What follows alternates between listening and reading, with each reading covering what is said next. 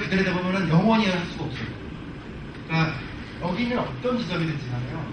그러니까 인식론자 선택의 문제라고 하는 거는 좋고 나쁘다에 대한 문제가 아니에요. 그러니까 이 극단에 가더라도 그 극단에 가 있는 특징을 가진 사람이 있잖아요. 우리는 구조의 끝에 가 있는 거다라고 이렇게는 얘기할 수 있어도 이게 나쁜 거다라고 나와요. 그러니까 경제학자들이 극단적으로 인간의 기기주의라고 얘기했을 때 그래서 나쁘다라고 얘기하는 건 사실 별 의미가 없어요. 근데 그렇게 해서 네가 설명해낸 이 사회가 잘못됐다라고 이제 거기서 얘기를 해야지 왜 인간을 그렇게 보느냐라고 하면은 그러니까 이쪽에 있는 사람들이 그럴 수 있지 않나라고 하거든요. 마찬가지예요. 구조를 보는 사람들한테 너는 왜 너무 구조만 얘기하고 개인은 얘기 안 하느냐 그러면 언어학 얘기 똑같이 할 거거든요. 너도 그럼 한 살 때 나는 영화 해냈습니다. 엄마 그렇게 얘기하지? 그럼 그럴 수 없잖아요. 예를 들면 이제 88만 원 세대에서 저는 굉장히 입적 출발을 했어요. 그 책에서. 그러니까 구조 얘기를 사실 한 게 아니라 개인들이 만들어낸 것에 선택에 의한 거를 놓고 그리고 다시 그게 영향을 주는 게 있다고 생각해요. 분명히 이제 분석할 때 보면은 그러니까 어느 쪽에 서 있느냐에 따라서 비슷한 것도 다른 결론이 나올 수 있고 그렇죠. 구조 문제는 꼭 구조 문제로 대답을 해야 되느냐 그런 건 아닌데 일단 걔가 구조주의자다라는 거는 아무 얘기가 아니에요. 걔 좋다 나쁘다는 건 이거 자체가 갖고 있는 게 아니거든요. 다만 그게 이제 다리에서 출발하는 거라면은 그 다리가 어떤 특징을 가지고 있는지 그런 걸 더 볼 필요가 있는 그런 걸 한국에 그러니까 이런 고민은 옛날에 있었어요. 근데 이걸 어떻게 우리는 훨씬 더 쉽게 얘기하냐면 복잡하잖아요. 그러면 그 변증 그리고 한마디 띄웠어요. 그래서 약간 그때 너무 우리가 무식해서 그랬던 건데 사실은 그 두 가지가 양립할 수 없는 거고 변론론적인 그런 인식론적 특징이 있는 건데 이럴 때는 뭐 개인과 자체의 변증법입니다. 이거 다르거든요. 돈과 뭐 욕망의 변증법이다. 아무나 집어넣고 막 때려놓고 했었는데 한 20년 지나보니까 그렇게 변증법을 얘기한 사람들이 다 죽었어요. 왜냐하면 사회주의가 그것을 지키기에는 그 얘기도 하나의 방법이었는데 지금 변증법이라는 말이 철학 일부분에서 사회과학에서 그런 용어 안 써요. 시스템 분석하는데 시스템은 저 변증법적 요소가 있다고 그러면 시스템 공학하는 사람들이 있고요. 컴퓨터라는 건데 무슨 변증법이에요? 변증법 말로 하는 거잖아요.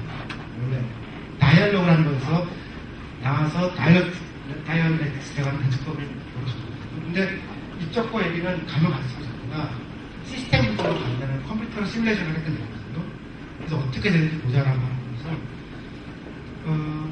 아마 여러분들이 이제 더 연구를 해야 될 그런 때가 되면은 사실 이 뒤에 또 많이 있을 거예요. 현재까지는 이런 정도로 나와 있고, 근데 저 같은 경우는 이쪽에 이제 기준을 두고 있으니까 끝까지 가면 제일 어려운 거가 공진화라는 걸 쓰는 거거든요.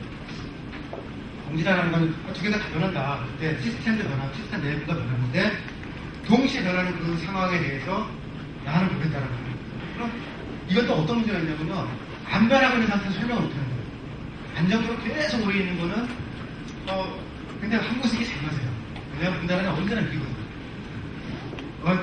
아마 50년간 그럴 거예요. 지금 그러니까 제가 기자를 만나서 누굴 만났는데 우리 위기다라고 얘기하는데 왜 위기야? 대통령이 명방이잖아. 그러면 사람들은 그래 진짜 위기네. 그러니까 이런 이 공진화나 이런 건 오히려 제가 하는 거는 나중에 시간을 다른 거고 많이 할 거예요. 변화를 전제로 한 개념에서 출발하거든요. 그러니까 오히려 변화하는 순간만을 보겠다라는 건데 유럽같이 이제 안정적인 나라가 있어요. 잘 안 변하게. 그런 데는 그런 약간 분석이 잘 한국 같은 경우도 한국을 구조로만 보려고 하면 한국은 변화가 굉장히 빠르잖아요. 그러니까 지난 대선 때 유시민 씨가 한 얘기 저는 그 얘기는 진짜 맞다고 생각하는데요. 조선의 6개월은 한국의 6개월은 조선왕조 500년이 똑같다고 얘기했었거든요. 근데 진짜로 그래요. 그러니까 한국 스피드가 굉장히 특징이 나는 거예요. 그러니까 우리나라에서는 딱딱한 구조를 갖고 설명하려고 그러면은 그 구조를 가지고 사회를 짰을 때 이미 사회는 변해지는 분들이 많아요. 이미 변하니까 그야말로 뛰어가면서도 현장에서 뭐 하는 수밖에 없거든요. 그러다 보니까 아주 강력한데 구조주의가 한국은 잘 맞지 않아요.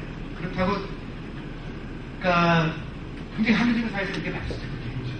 근데 우리나라는요, 정말 합리적이지도 않은 것 같아요. 이명박을 사랑하는 분들이 우리나라 국민의 한 50%, 30% 되는데 그 사람들이 합리적으로 생각하면 아니라고 생각하잖아요. 그리고 그 사람들도 이명박을 싫어하는 50%를 보고서는 되게 이상해라고 생각하거든요. 그러니까 50%가 50%가 서로 합리적이가 않다고 생각하는 그 시스템에서 절대로 합리적인 개인이 있을 수가 없잖아요. 그러니까 사실 한국에 출발한다 그러면은 양쪽 다 한국 모델이 잘 안 맞아요.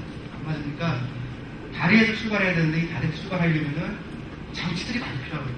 그러니까 이거는 보편주의는 되게 쉬워요. 인간이란 원래 그런 거다 라고 딱 하면 되고 얼마나 그냥 구조가 있다라고 하면 되거든요. 근데 다리라는 거는 특징이 복잡하잖아요. 그러니까 벌써 이것도 아니고 이것도 아니고 그러니까 문화라는 개념도 어려운 개념이거든요. 문화는 개인도 아니고 물질도 아니고 그래요. 그러니까 문화는 여러 명이 있다는 걸 이미 전제하지만 문화 그 자체는 아무것도 아니거든요. 문화는 물질이 아니에요. 그러니까 구조도 아니고. 그러니까 이거에 대한 표상 같은 거니까 벌써 어렵잖아요. 시스템 공학 같으면 컴퓨터 좀 해야 되고 수학도 좀 해야 되는데 당신 컴퓨터 좋아? 그럼 컴퓨터 좋아야 되거든요. 이거 하려면. 그러니까 어려워요. 그래서 우리나라에서 학문을 한다는 거는 생각보다는 어려운 제약적으로 갖고 있는데 어쨌든 이렇게 정리하면 여러분들이 이제 공부를 시작할 때 맨 처음에 선택해야 되는 거예요. 어떤 눈을 보세요. 그래서 결론 다 뻔하죠. 다 다리에서 출발하는 수밖에 없어요. 왜냐하면 우리는 1세기가 아니고 우리는 식민지거든요. 그러니까 이렇게 복잡하고 막 이렇게 뭐가 많은 거를 할 수밖에 없어요. 근데 편하게는 개인주의를 선택하면 제일 편하거든요. 그래서 일로 가면은 집에 잘 돈을 들어가는 거고 진짜 그래도 다행이거든요. 이렇게 공부한 사람 중에는 학자가 되는 사람이 있다면 없어요. 그러니까 이데올로기가 되는데 정경련이라고 그런 데 있어요. 그런 데에서 강력한 개인주의를 놓쳤습니다. 그렇게 믿던 사람 중에서 학자가 되는 사람은 거의 없어요. 그리고 이쪽 끝에서 나온 학자도 사실은 별로 없고요. 그러니까 최근에 활동하는 사람들은 대부분 다 이쪽 어디선가 있는 사람들. 예를 들면 민주대학교에 조한한 교수가 이 양반 우리 시대에 석학이라고 보거든요. 근데 그 양반이 출발한 게 문화주의잖아요. 미국식 문화주의라서 그것도 한 특색이 있는 건데 문화를 위해서 출발하잖아요. 그러니까 우리나라에 많은 건 생각보다 많이 들어갔습니다. 그러니까 요 근처 어디서 뭔가 나오는데요.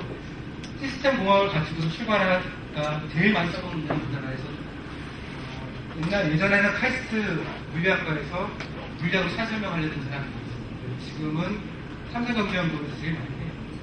삼성경제연구원에서는 이 시스템 공학이라는 거 가지고서 밀고 하려고 하는 거고 저는 생태학에 있는 수리 생태학을 가지고서 막 놀고 있는 거고 요쯤 어디 있는 거거든요.